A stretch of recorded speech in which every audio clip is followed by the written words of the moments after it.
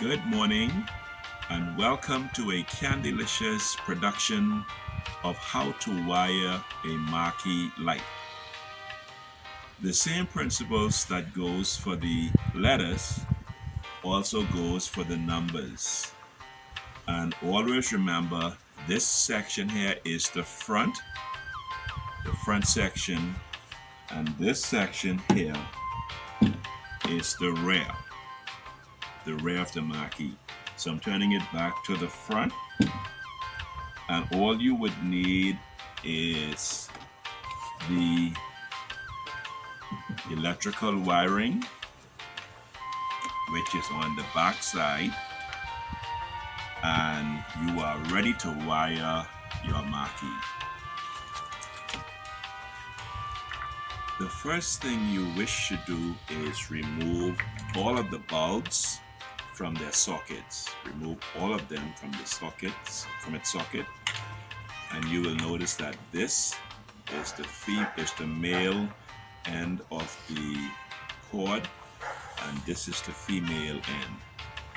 And you always want to start while the marquee is upside down. You want to start with the male section from the right side of the marquee while it is upside down. And you want to allow at least one plug, using the second plug, into the hole of the marquee, and let this end here sit, because the main idea is you want to end the wiring of the marquee with the female plug extending out at this end. And the reason for that is this section here, this male plug, will plug into your drop cord should you need one that goes into the wall. And this female connection here would actually be able to join on the rest of your marquees. So if you're doing Marry Me, this will plug in from your A, and then you will go on to your R, and then ending with your Y. So this is how we would wire it, and we wanna go all the way up. You can actually go one for one, or you can go in one full section and come back down, because you want to maximize the wiring until you get to the end over here with the female socket. So you can actually go 1, 2, 3, right down, wiring as you go. There. And this applies, as I said, for numbers as well as letters. And you want to go all the way out, ensuring that you have a single wiring. So you want to, if it has a notch, you want to untangle it, as I'm doing here. Untangle it all the way out, so that you have just a single line marquees.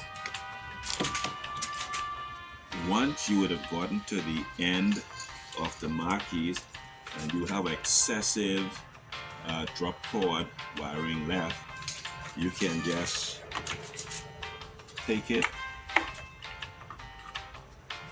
and just maximize it out there. Bring it back here, and you can carry it up again, ensuring that your female portion is left hanging. What we normally do, there are two ways to tie them down. One is you can use a staple gun and staple them. We don't use that method. We use something that is called a braid tie. We use these, It's a braid tie. You can always get a pack of them, very cheap, probably at $2 or so.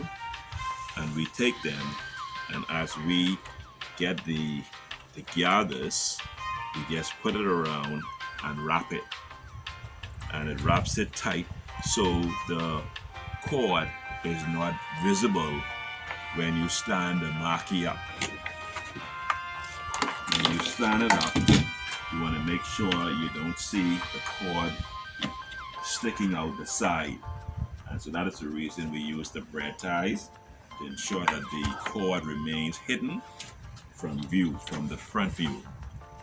Once you would have completed that task of wiring it, then you can go ahead and screw your bulbs in, and you can plug it in and light them up.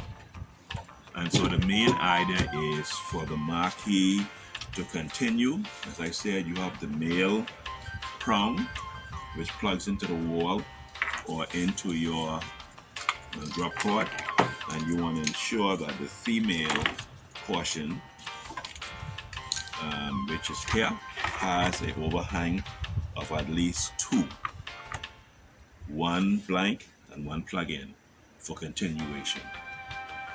And so we want to thank you for joining us today for another Candylicious production of wiring a marquee light. Thank you for joining us. Have a wonderful day.